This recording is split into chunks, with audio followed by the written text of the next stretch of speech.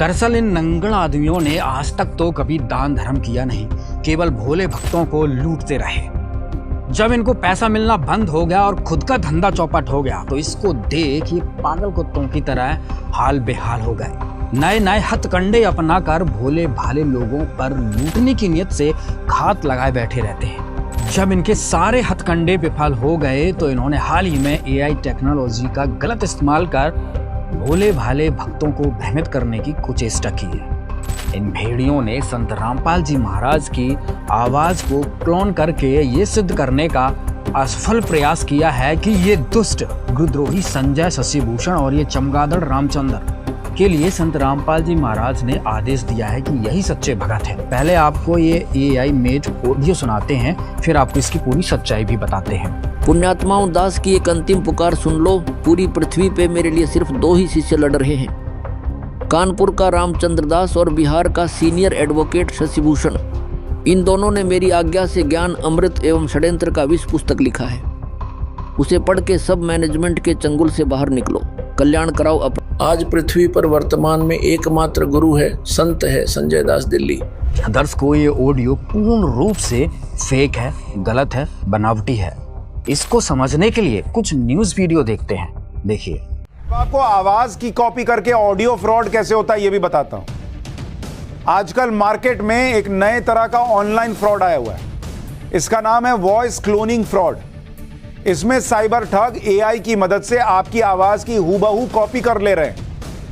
मतलब फोन पर बात करने के दौरान आपकी आवाज, बात करने का तरीका, सब कुछ कॉपी हो जाएगा। इसके बाद ये लोग आपके परिवार, रिश्तेदार या किसी दोस्त को फोन करेंगे और आपकी आवाज में उससे कहेंगे कि आप किसी मुसीबत में फंस गए हैं, आपका मोबाइल खराब हो गया और अचानक पैसे की जरूरत पड़ गई। ये साइबर ठग आपकी आवाज को कॉपी करके बहुत से बहाने बताकर पैसा ट्रांसफर करवाते हैं, जैसे एक्सीडेंट हो गया, पर्स चोरी हो गया है। इसके अलावा ये ठग इस नकली आवाज से डेबिट या क्रेडिट कार्ड की डिटेल भी पूछ लेते हैं। इस फ्रॉड के बारे में आप में से बहुत से लोग जानते भी नहीं होंगे, लेकिन ये फ्रॉड सिर्फ भारत में नहीं बल्कि अमेरिका और यूरोप जैसे बड़े बड़े देशों में हो रहा है। ये फ्रॉड कितनी बड़ी मुसीबत बनने वाला है, इसके आंकड़े कुछ आपको बताता हूं। भारत में वॉइस क्लोनिंग फ्रॉड के शिकार हुए 4 लोगों पर एक सर्वे हुआ। इसमें 85% लोग इस फ्रॉड का शिकार हो गए। 4000 लोगों पे सर्वे हुआ, इसमें 85% लोग इस फ्रॉड का शिकार हो गए। यानी ये लोग पहचान ही नहीं पाए कि फोन करने वाला कोई अपना नहीं बल्कि ठग है। सोचिए कितनी सेम आवाज होती होगी। 4000 में से 85% लोग फंस गए। इसके अलावा करीब 2000 लोग ऐसे थे जिन्होंने 50,000 रुपए ट्रांसफर भी कर दिए। इन 4000 लोगों में से 46% लोगों को माता पिता की आवाज में कॉल आई थी, 34% को पत्नी की आवाज में कॉल आई थी और 20% लोगों को उनके बच्चों की आवाज में कॉल की गई थी। तो अगली बार बहुत ध्यान रखिए, ये AI, ये सब चीजें जो आ रही हैं, ये इस तरह का खतरा भी पैदा कर रही हैं। फोन आए मदद के लिए तो काट के खुद फोन लगाइए और पता कीजिए कि वही आदमी है कि नहीं जिसकी आवाज बताई जा रही है। अचानक से दोस्त का या किसी रिलेटिव का कॉल आए और वो पैसे मांगे तो सावधान हो जाएं। ऐसे किसी व्यक्ति को अपनी बैंक डिटेल भी ना दें। यदि मामला ज्यादा जरूरी हो तो एक बार फोन करके कंफर्म कर लें कि सच में मदद मांगने वाला आपका दोस्त है या परिचित। साइबर अपराधियों ने लोगों को ठगने का नया तरीका अपनाया है। अब तक सोशल मीडिया पर फ्रॉड प्रोफाइल बनाकर पैसे मांगने वाले या फोन कर OTP पूछने वाले ये अपराधी अब आपको आपका दोस्त बनकर फोन कर रहे हैं। इसके लिए ये AI वॉइस क्लोनिंग टूल की मदद ले रहे हैं। ये टूल इतने सलीके से आवाज की नकल करता है कि आप खुद आवाज में अंतर नहीं कर पाते और फ्रॉड का शिकार हो जाते हैं। तब आपको रियलाइज होगा कि भाई आपके साथ फ्रॉड हो गया, साइबर फ्रॉड। इस तरीके के साइबर फ्रॉड में साइबर क्रिमिनल्स ने आपके भाई की आवाज को क्लोन किया AI वॉइस क्लोनिंग यूज करके। वो सब कुछ बुलवाया जो आपने सुना एंड आपको लगा कि आपका भाई बात कर रहा है एंड आप फंस गए। एंड ये भी समझना आप इंपॉर्टेंट है कि जिस आवाज को उसने क्लोन किया, यानी आपके भाई की आवाज उस तक पहुंची कैसे। तो इसके लिए उसने ज्यादा कुछ नहीं किया, एक सिंपल सी ट्रिक इस्तेमाल की। उसने आपके भाई को कॉल किया, उसने इधर उधर की बात की कॉल करके। For example customer care executive बनके उसने कॉल किया। आजकल क्रेडिट कार्ड्स वाले बहुत कॉल करते हैं, ऐसे ही कोई एग्जीक्यूटिव बनके उसने कॉल किया, 2-3 मिनट इधर उधर की बात की और उसकी आवाज को रिकॉर्ड कर लिया। अब जब आवाज उसने रिकॉर्ड कर ली तो उसको AI वॉइस क्लोनिंग सॉफ्टवेयर में डाल के अब वो जो चाहेगा वो आपके भाई की आवाज में उससे बुलवा लेगा। ये ट्रिक यूज करके उसने आपको कॉल किया एंड आपको लगा कि आपका भाई कॉल कर रहा है और फिर आप पूरे इस स्कैम में फंस गए। ऐसे AI वॉइस क्लोनिंग स्कैम बहुत ज्यादा हो रहे हैं, तो आप इनसे बच के रहना। दर्शकों, इन खबरों से आप समझ गए होंगे कि इसी तकनीकी का फायदा उठाकर चांडाल चौकड़ी ये सिद्ध करना चाहती है कि जिस प्रकार ये ऑडियो यदि आप सही नहीं मान रहे हैं तो जो 10 सालों से संत रामपाल जी महाराज का ऑडियो आ रहा है वो कैसे सही है। सुनिए संजय शैतान क्या कह रहा है कि परमात्मा की प्रेरणा से बनाई है। राष्ट्रीय समाज सेवा समिति ने आर्य समाजियों के साथ मिलकर बरवाला कांड करवा के मुंह निर्दोष को जेल करा दी। इस मैनेजमेंट ने नाश कर दिया मेरे इस बाग का। परमात्मा के इस पवित्र मिशन को इन्होंने धंधा बना दिया। आज पृथ्वी पर वर्तमान में एकमात्र गुरु है, संत है संजय दास दिल्ली। इससे पहले 2016 से ऑडियो चल रही है कि संजय गुरुद्रोही है, पवन गुरुद्रोही है। तो कल परमात्मा ने निमित्त बना करके दास को फेसबुक पे और व्हाट्सएप पे पोस्टर बनवा के डलवाया, पीला पर्चा, और साथ में ये पोस्टर था, यदि जेल से आने वाली सभी ऑडियो और वीडियो सही हैं तो यह ऑडियो सही क्यों नहीं। इस ऑडियो में भी तो वही आवाज है। यदि यह ऑडियो नकली है तो वह सभी ऑडियो वीडियो भी नकली हैं, जल्दी साबित होगा। मतलब इसने यह स्पष्ट कर दिया कि यह फर्जी काम करने में माहिर है। लेकिन इन लोगों का असली उद्देश्य संत रामपाल जी महाराज के समस्त ऑडियो और वीडियो को गलत सिद्ध करना है, जो इसमें ये चांडाल चौकड़ी सफल नहीं हो पा रहे हैं।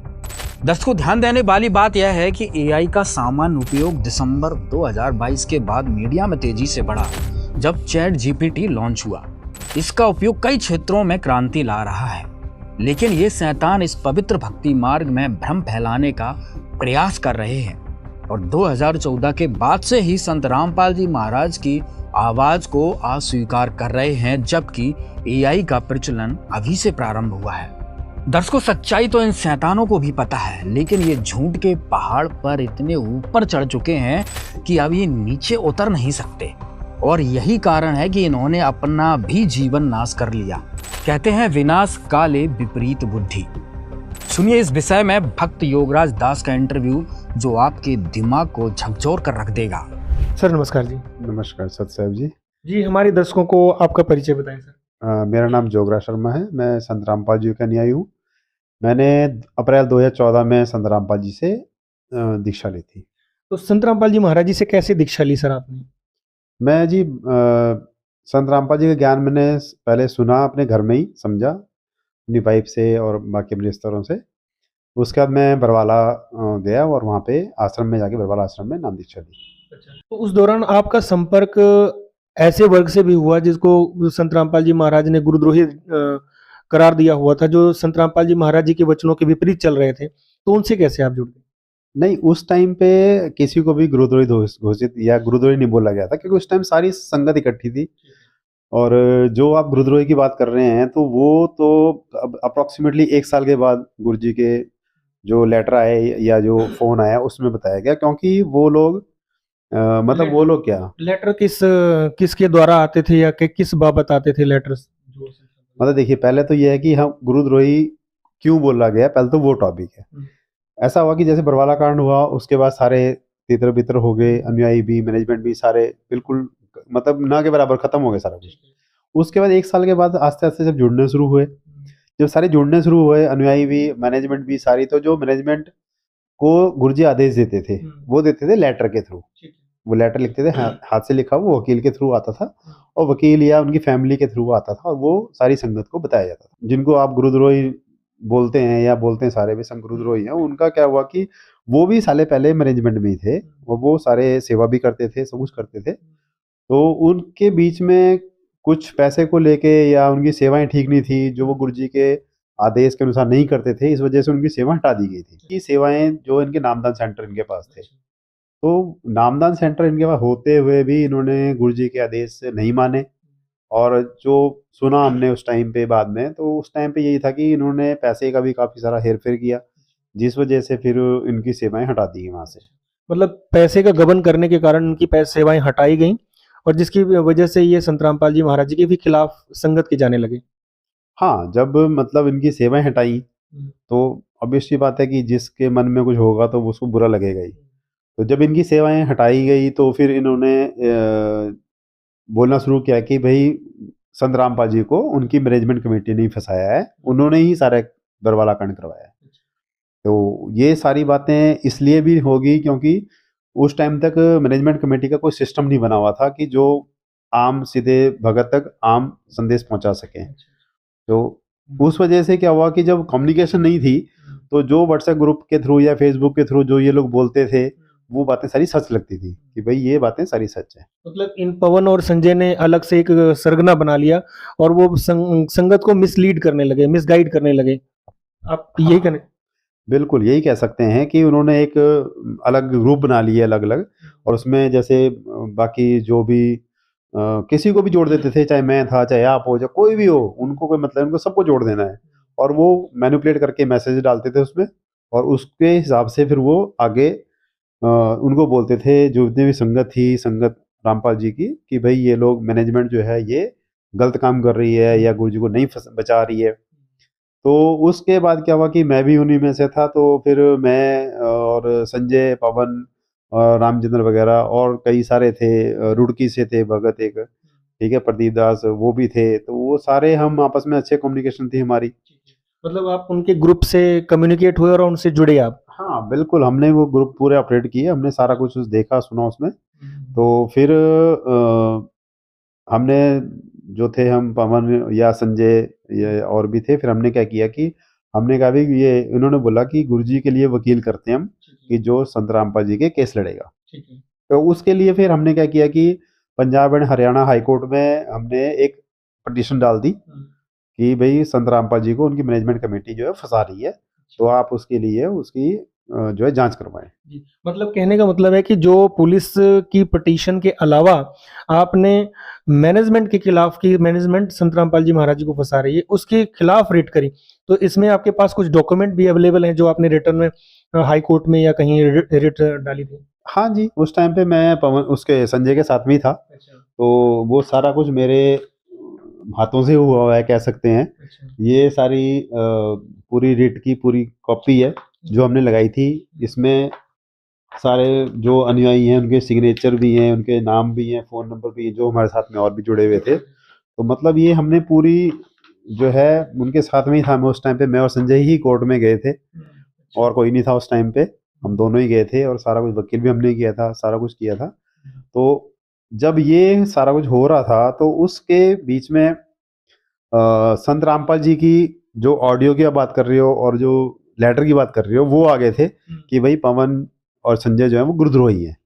इस बात मतलब को वो झूठ बोल रहे हैं? हाँ, मतलब कि वो गुरुद्रोही हैं और वो मैनेजमेंट के या गुरुजी की बातों को नहीं मान रहे हैं। तो आप भी उनमें से शामिल थे? हाँ बिल्कुल, मैं तो आगे था उनमें सब में, हमने तो ये सारा कुछ किया ही है, ठीक है, क्योंकि हमें लगता था कि संत रामपाल जी जेल में हैं और मैनेजमेंट कुछ नहीं कर रही। तो इसके लिए मेरे साथ में मैनेजमेंट की मीटिंग्स भी हुई लुधियाना में। उन्होंने बुलाया कि भाई आप आओ, आपके कोई क्वेश्चंस हैं तो वो बताओ, हम देखते हैं। लेकिन उस टाइम पे मुझे उनकी बातें सारी झूठी लग रही थी। तो आपने हाई कोर्ट में भी रिट डाली हाई कोर्ट और इसके अलावा भी उनका आपने इसके एवज में भी उनका इतना साथ दिया, लेकिन फिर भी आपने जो है कि उनका साथ एकदम से छोड़ दिया, तो अपने लाइफ में टर्निंग पॉइंट लिया, आप मुख्यधारा में आए, तो इसका क्या कारण रहा?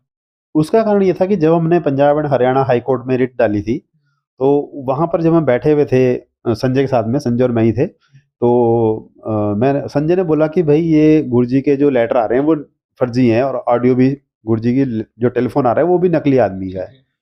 तो फिर मैंने कहा यार कि अगर ऐसा है भाई तो ऐसा करते हैं, हम इसकी रिपोर्ट मतलब चेक करवा लेते हैं, इसको फॉरेंसिक लेबोरेटरी में सब मिल जाता है, कोई दिक्कत नहीं है। तो फिर उसने बोला चलो ठीक है हम फिर ऐसा कर लेते हैं। तो फिर मैंने क्या किया कि हम पंजाब के 5-7 भगत और भी थे, तो मैंने उनको बोला कि भाई आप लोग करवाओ, क्योंकि मेरे को तो वो सारे जानते हैं, मैनेजमेंट कमेटी जानती है, मेरे को पहचानती है भाई ये है, तो मेरे ऊपर तो हो सकता है नजर हो किसी की। तो इस करके मैंने खुद नहीं कुछ किया, मैंने पैसे दिए भक्तों को और उन्होंने गुरुजी की जो सत्संग की जो ऑडियो क्लिप है वो ली और जो गुरुजी का टेलीफोन आता था उसकी ऑडियो क्लिप ली और वो हमने बेंगलोर में, ये है लेबोरेटरी है ट्रूथ लैब्स, ठीक है, तो ये हमने जो है इसको सारी की सारी वो ऑडियो क्लिप्स भेज दी।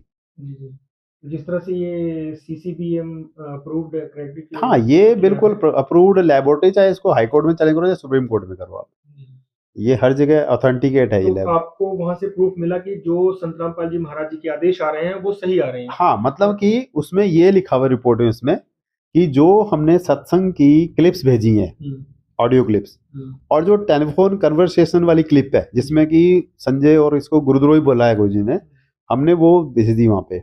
उसमें ये आया है रिपोर्ट में इसमें कि जो ऑडियो क्लिप्स हैं वो दोनों एक ही आदमी की है। तो उससे ये प्रूफ हो गया कि जो सत्संग कर रहा है वो संत रामपाल जी कर रहे हैं। तो फिर इसका मतलब जब एक ही आदमी है तो वो टेलीफोन में भी वही आदमी है। तो उससे हमें क्लियर हो गया कि भाई ये जो आवाज है ये एक ही आदमी की, यानी कि संत रामपाल जी की है। उसके अलावा जो हैंड रिटन लेटर आते थे गुरुजी के, तो उसके लिए मैंने बोला कि भाई मैं इसको भी लेबोरेटरी भेज देता हूँ। तो फिर संजय ने खुद ही बोला वहीं पर कोर्ट में ही, हाई कोर्ट में, कि भाई ऐसा है कि इसकी मैंने जांच खुद करवा रखी है, वो रिपोर्ट मेरे पास है, उनके पास है, संजय के पास सब कुछ, कि वहाँ भी यही रिजल्ट आया है कि जो हैंड रिटन लेटर आ रहे हैं वो, और जो संत रामपाल जी की हैंड राइटिंग हमारे पास जो है, जब संत रामपाल जी ने भक्ति बोध का अनुवाद किया था, हाथ से लिखा था वो खुद डायरी में, तो वो हमारे पास थी। यानी कि हमारे पास दोनों चीज थी, लेटर भी थे और वो ओरिजिनल जो गुरुजी की हैंड राइटिंग वो भी थी। गुरुजी के जो साइन कर रखे हैं गुरुजी ने अपने रेजिग्नेशन पे या कहीं और पे, पैन कार्ड, वो हमारे पास थे, सारे डॉक्यूमेंट पूरे थे हमारे पास। मैंने कहा ये हम भेज देते हैं और इससे वेरीफाई हो जाएगा। तो उसने खुद माना कि भाई ये तुमने करवा रखी है और ये राइटिंग जो है सेम है। लेकिन उसने ये बोला मुझे बरगलाने के लिए कि भाई ये जो राइटिंग है ना, ये लेबोरेटरी वालों ने पैसा खा के बनाई है, मैनेजमेंट ने पैसा खिला दिया। तो मैंने उनको बोला भी अगर मैनेजमेंट ने उसको पैसा खिला दिया तो हम इसको बाहर भेज देते हैं, अमेरिका भेज देते हैं, कनाडा भेज देते हैं, कहीं भेज देते हैं, उसमें क्या दिक्कत है, इंडिया में खिला सकते हैं। उसने बोला नहीं, इसकी जरूरत नहीं है, कोई बात नहीं, अब ये हो गया ठीक है। मतलब भ्रमित करने की हर नाकाम कोशिश उन्होंने पूरी की है। हाँ, वो फिर मुझे उनका मोटिव फिर समझ में आ गया, वहीं पे क्लिक कर गया जब हम वहां थे। मैं कहा यार इनका मोटिव संत रामपाल जी के बारे में कुछ नहीं है, इनका मोटिव है सिर्फ पैसा खाना। अच्छा, सिर्फ पैसा खाना और लोगों को मतलब ठगना, जो संत रामपाल जी महाराज जी के ज्ञान को समझ करके उनसे जुड़ना चाहते हैं और बीच में ही उनको ट्रैप करके वो उनसे धन मतलब पैसा खाने के चक्कर में रहता है। देखिए, पैसा आदमी कैसे खाएगा, उसको कोई ना कोई चीज रीजन बताना पड़ेगा। तो रीजन पहला तो ये था कि हमने जी कोर्ट में वकील कर रखा है, इसकी लाखों रुपए फीस है, तो आप पैसे दो तभी देंगे। हमने सुना आपने बहुत माना जाना वकील भी किया था इस। हाँ, ये अपने मतलब चंडीगढ़ हरियाणा जो हाई कोर्ट है उनके टॉप वकील है लखनपाल जी, इनके बारे में सारे सबको पता है, उनकी फीस भी बहुत मोटी है। तो ये पैसा तभी आएगा, आप भी, मैं भी, कोई भी तभी देगा जब उनको सामने दिखेगा कि भाई वकील के लिए फीस चाहिए, खर्चा चाहिए। तब ये पैसे इकट्ठे करने का बारे में मुझे पता लग गया भाई ये पैसा है, इनको चाहिए और कुछ नहीं चाहिए। जब रिपोर्ट्स आ गई मैंने उनको भेजी, मैंने कहा ग्रुपों में डाल दी, जितने ग्रुप थे हमारे पास 30-40 ग्रुप, सब में डाल दी मैंने। मैं कहा भाई ये रिपोर्ट्स हैं और ये ओके हैं। तो उसने मुझे ग्रुप से रिमूव कर दिया तुरंत। अच्छा। और मेरे साथ बात करनी बंद कर दी सबकी कि भाई कोई इससे बात नहीं करेगा। ठीक है, क्योंकि आपने सच्चाई समझ ली। हाँ, अभी सच्चाई क्या है आपको पता चल चुका। तो मैंने जो जितने हमारे पंजाब के भी भगत थे काफी सारे, तो जब उनको सबको पहले रिपोर्ट उनके पास ही गई क्योंकि एड्रेस उनका था, उनका था, तो उन्होंने देख ली, उन्होंने आपस में बताई कि जी ये है, मैं ठीक है, ओके है, मैं छोड़ दो सारा कुछ। मैं कहा अपना नाम शुद्ध कराओ और गुरुजी से माफी मांगो और चलो सारे जने। तो इस तरह से मैं अपने परिवार को लेके गया। उसके 2-3 दिनों के अंदर ही संडे को हम नामदान सेंटर गए, गुरुजी से माफी मांगी और अपना नाम दीक्षा लेके दोबारा से भक्ति शुरू की। बस। तो जैसे कि अभी भी कई लोग इस ट्रैप में फंसे हुए हैं, इस जाल में फंसे हुए, उनकी मीठी मीठी बातों में और बड़ी लॉजिकल सी बातें करते हैं कि मैनेजमेंट के खिलाफ में, तो उनको आप क्या संदेश देना चाहेंगे? जैसे कि आपने हाई कोर्ट में भी रिट डाली थी और इसके अलावा आप इतना उनके साथ मतलब जैसे गुरुदेव जी की ऑडियो को भी आपने संत रामपाल जी महाराज के आपने टेस्ट करवाया फॉरेंसिक लैब से, तो अभी भी जो लोग फंसे हों उनके लिए क्या कहना चाहेंगे? देखिए जी, अभी जो लोग फंसे हैं वो तो एक नंबर के मूर्ख हैं, क्योंकि अब तो सब कुछ सामने नजर आ रहा है। जेल से वीडियो आ रही है, वो मैनिपुलेटेड नहीं हो सकती, क्योंकि उसको तो कोई भी चेक करवा लेगा कि ये जेल की है कि नहीं है। लाइव वीडियो जो आती है तो वो कोई भी चेक करवा लेगा। तो इस करके वो तो जब मर्जी चेक कर लो, वो तो है ही है, लाइव है, सब कुछ सामने नजर आ रहा है, गुरुजी ही बोल रहे हैं। उसके अलावा अगर फिर भी किसी को डाउट है तो वही वो क्लिप भेजे और चेक करवा ले। फॉरेंसिक लेबोरेटरी में हर चीज मिलती है, हर चीज होती है। उसके अलावा वो वकील करके वहां जा भी सकते हैं, मिल भी सकते हैं। मैंने सुना संत रामपाल जी महाराज ने इस सब आदेश भी दिए हैं कि अगर कोई उनसे मिलना चाहे तो मिल सकता है। हाँ जी, उन्होंने बिल्कुल सबको खुला कर रखा है। हमने खुद बात करी है, जब गुरु जी की लाइव कॉल आती है तो हमने खुद बात करी हुई है, तो वो कोई भी कर सकता है। उनके परिवार में जाकर के, उनकी जैसे परिवार को कॉल्स आती हैं, क्योंकि जैसे हर किसी को, बंदी को जो होता है ये जेल प्रशासन की तरह सुविधा दी जाती है, जो उनके परिवार से बात भी करवाई जाती है। जी ऐसा है? बिल्कुल, उनके परिवार के नंबर दिए होते हैं। हाई कोर्ट ने अलाउ किया होता है कि भाई आप अपने फैमिली मेंबर से इन नंबरों पे बात कर सकते हैं, तो उस टाइम पे कोई भी जाके वहां बात कर सकता है, इसमें कोई दौड़ नहीं। जो लोग अभी भी, अगर मैं ये कहूँगा कि आज हमारी बहुत चिर बाद ये हमारी आपसे बातचीत हो रही है, इससे भी पहले भी हमारी शायद बातचीत हुई थी मीडिया के दौरान, आपने भी पहले इस बात को अपने नोट्स जारी किए थे, बताए थे आपने, लेकिन फिर भी अगर इस वीडियो को पवन और संजय अगर इस चीज़ को देख रहे हैं तो आप उनको एटलीस्ट क्या संदेश देना चाहेंगे, क्योंकि आप उनके शायद कभी एक टाइम में हितैषी थे और आज भी मुझे लगता है कि हितैषी ही हैं आप, तो उस दृष्टिकोण से आप क्या संदेश देना? देखिए, हितैषी तो हम सभी के हैं। हम तो चाहते हैं कि सारे लोग सही भक्ति करें और अपने इस जंजाल से छूटें। बाकी तो यहाँ कुछ नहीं है, सब रह जाना है, चाहे वो पैसे के लिए कर रहे हैं, चाहे नाम के लिए कर रहे हैं, चाहे गद्दी के लिए कर रहे हैं। गुरु बन गया अब तो खैर, तो वो छोड़ना मुश्किल है, पर चलो परमात्मा जो चाहेंगे वही होगा। बहुत बहुत धन्यवाद जी आपका, हमें हमारे चैनल को समय देने के लिए। दर्शकों, इससे यह स्पष्ट होता है कि ये गुरुद्रोही जानबूझकर सत्य से भाग रहे हैं। इस विषय में संत रामपाल जी महाराज कहते हैं, इस ज्ञान को सुनकर वो अब भी आनाकानी करता है तो उसका कोई उद्देश्य अन्य है, महिमा की भूख है या कोई उसके कर्म में चूक है। नहीं तो परमात्मा कहते जानबूझ साची तजय और करे झूठ तेने और ताकि संगत है प्रभु सौपन में बिना। इतने प्रमाण देखकर आत्मा नहीं हिलती, तो पत्थर हो गया, वो इंसान नहीं रहा, या फिर जानबूझकर बकवाद कर रहा है। तो कहते इसे ऐसे व्यक्ति के तो सौपन में भी साथ ना हो, संग ना हो, नहीं तो वो आपने भी डबो दे।